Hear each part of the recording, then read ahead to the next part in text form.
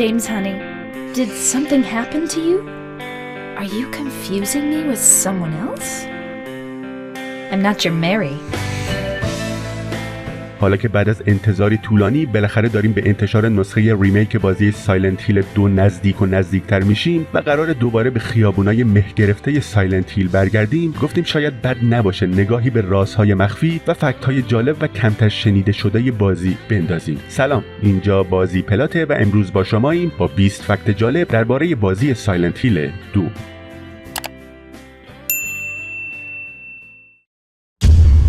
با اینکه به طور رسمی تایید نشده ولی میشه حدس زد که طراحی لباس و ظاهر ماریا تو بازی سایلنت هیل 2 از لباس و ظاهر کریستینا اگیلرا تو مراسم جوایز تین چویس اواردز سال 1999 الهام گرفته شده باشه. نکته جالبش اینه که اسم میانی یا میدل نیم کریستینا اگیلرا ماریاست.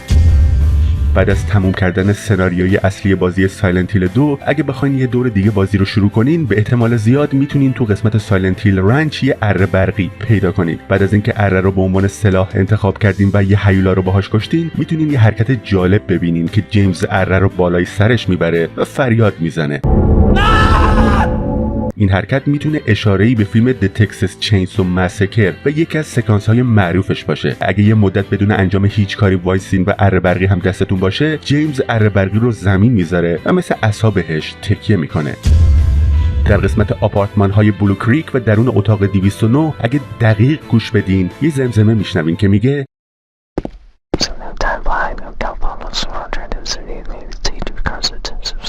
جرمی بلاستین مترجم بازی معتقد این زمزمه فقط صدای یکی از صداپیشه‌های بازیه که داره تو اتاقک ضبط صدا با خودش حرف میزنه. اینکه این زمزمه چه معنی داره و چی رو نشون میده موضوع بحث‌های زیادی بین طرفدارای بازی بوده.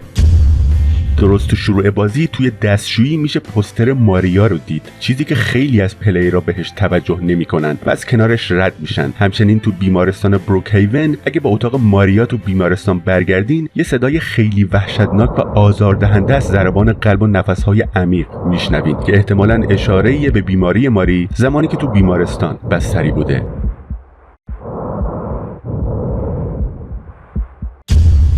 در پایان داگ اندینگ یا پایان سگ بازی مشخص میشه که جیمز یه خالکوبی قلب روی بازوی چپش داره. جالبه که تصویر جیمز با خالکوبی قلب به یه میم تو کامیونیتی سایلنت هیل تبدیل شده.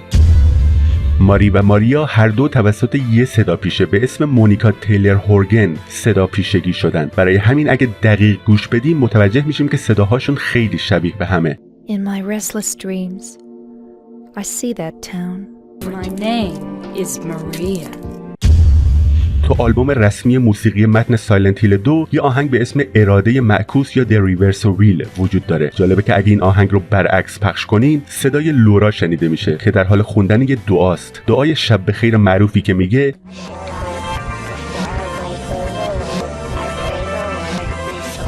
حالا نکته جالب اینه که اگه این دعا رو به صورت عادی بخونیم یه دعای معمولی برای خوابه، اما وقتی برعکسش پخش میشه یه حس ترس و اضطراب ایجاد میکنه، انگار که لورا یه راز تاریک رو داره فاش میکنه. این موضوع باعث شده که خیلی از طرفدارای سایلنت هیل به این آهنگ به معنای پنهانش فکر کنن.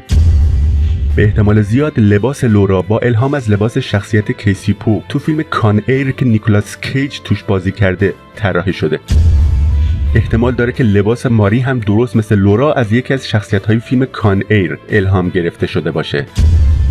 آنجلا توسط دونا برگ صدا پیشگی شده که بعداً در سایلنت هیل 3 هم صدا پیشه شخصیت اصلی منفی کلاودیا وولف بود. نکته جالبی که وجود داره اینه که هر دوی این شخصیت‌ها توسط پدراشون مورد آزار و اذیت شدید قرار گرفتن. شاید جالب باشه که بدونین دونا برگ صدای دستیار صوتی آیدرود بیگ باس تو بازی متال گیر سالید فانتوم پین هم هست.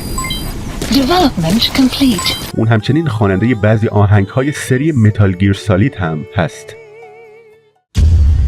درون آپارتمان‌های بلو کریک وقتی وارد اتاق 109 میشین 2 تا در میبینین که خیلی با هم فرق دارن. یکی از درها که سمت چپه تخته شده و بسیار رنگ و رو رفته و کثیفه، ولی اون یکی در سفید و واضحه. احتمالاً این 2 در نماد از دست رفتن معصومیت در دوران کودکی و نوجوانی هستن، چون کنار در رنگ و رو رفته یه خرس عروسکی دیده میشه. این در نمادی از یه کودکی کابوسواره. اگه وارد در سفید رنگ بشین آنجلا رو میبینین. آنجلایی که دوران کودکی وحشتناک وحشتناکی داشته. اون توسط پدرش مورد آزار و اذیت و سوء استفاده قرار می‌گرفته. در سفید نماد تمایل آنجلا به سرکوب خاطرات تاریک دوران کودکیشه.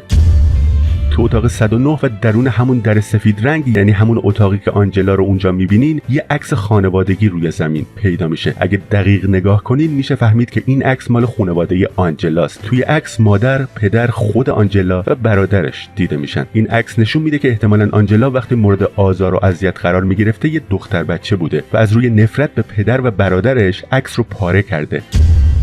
تو بازی سایلنت هیل 3 جیمز در پایان مخفی UFO یا بشقاب پرنده یه لحظه پیداش میشه. اولش پشت پرده قایم شده و بعدش تو آپارتمان هدر میسون کنار هری دیده میشه. اونجا یه تخته چوبی دستشه و هری هم با یه ضربه رزمی تخته رو شکونده. یه کاتسین جالب دیگه هم تو پاساژ هست که به جیمز اشاره داره. هدر یعنی شخصیت اصلی بازی سایلنت هیل 3 میخواد دستشو توی توالت کنه که یهو منصرف میشه و میگه Forget it.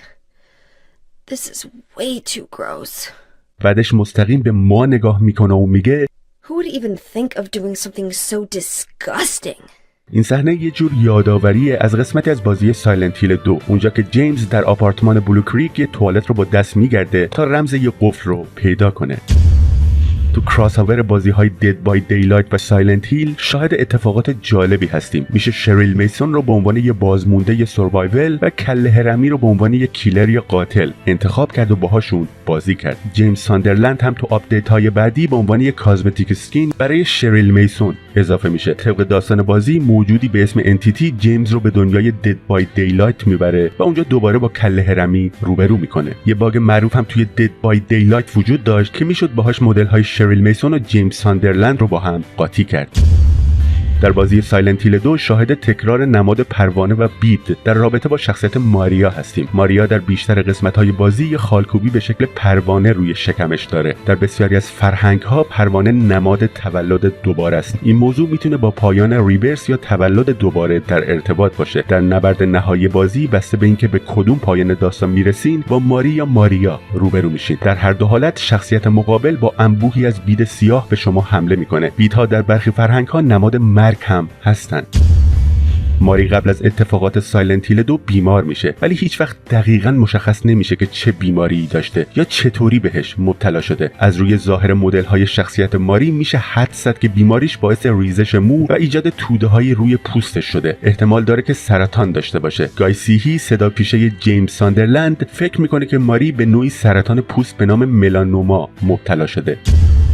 مونیکا تیلر هورگن بعد از خوندن نامه انتهای بازی که در واقع نامه ماری به جیمز بوده واقعا گریش میگیره و باعث میشه کل عوامل ضبط هم تحت تاثیر قرار بگیرن. These last few years since I became ill, I am so sorry for what I did to us.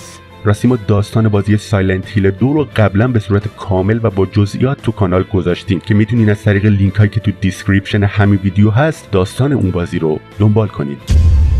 در قسمت از بازی که وارد ساختمان‌های وودساید اپارتمنتس میشین، بعد از اینکه جیمز یه اسلحه پیدا میکنه صدای فریادی میشنوه. وقتی وارد اتاقی که فریاد از اونجا شنیده میشه جسد یه مرد رو میبینه که جلوی یه تلویزیون که داره برفک پخش میکنه نشسته. ماساهی سوبویاما کارگردان بازی در مستند ساخت سایلنت هیل 2 میگه که جسد مردی که روی صندلی نشسته خود جیمزه و یه تصویر از تخیلاتشه. با چرخوندن دوربین میتونیم یه نمای واضح تر از این جسد ببینیم که مدل شخصیت رو از نمای روبرو بیشتر نشون میده و حرف سوبویاما رو تایید میکنه.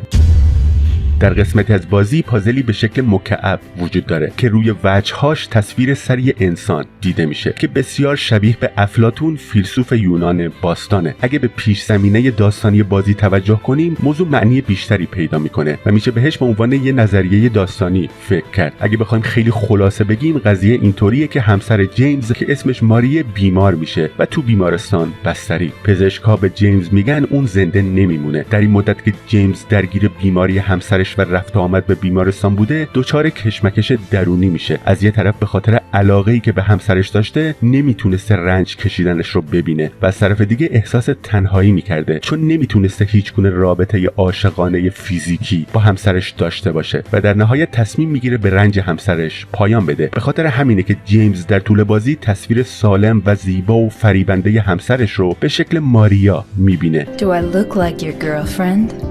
No, my late wife.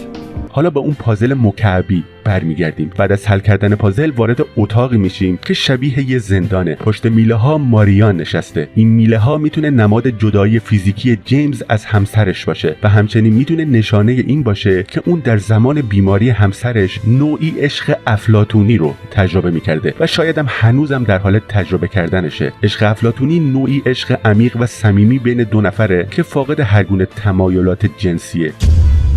تئوری هایی که به تازگی مطرح شدن اینطور میگن که چون جیمز همسرش ماری رو به تازگی کشته جسدش رو اول بازی تو صندوق عقب ماشینش گذاشته. همچنین اینجا هم به نوعی به این موضوع اشاره شده. یکی از پایان های بازی یعنی این وادر اندینگ یا پایان درون آب میتونه تایید کننده این موضوع باشه. به علاوه ماساهیرو ایتو یکی از عوامل اصلی ساخت بازی گفته که به نظرش جسد ماری اول بازی توی صندلی عقب ماشین جیمز بوده نه صندوق عقب. وقتی ازش پرسیدن که چطور جیمز متوجه جسدش نمیشه گفته که جیمز خاطره قتلش رو سرکوب کرده. گای سیهی صدا پیشه جیمز با حرف ایتو موافقه و میگه که داشتن جسد همسر مردش تو صندلی عقب ماشین در حالی که به سمت دریاچه میرونه بیشتر با رسم خودکشی دو نفره و عاشقانه شینجو توی ژاپن همخونی داره.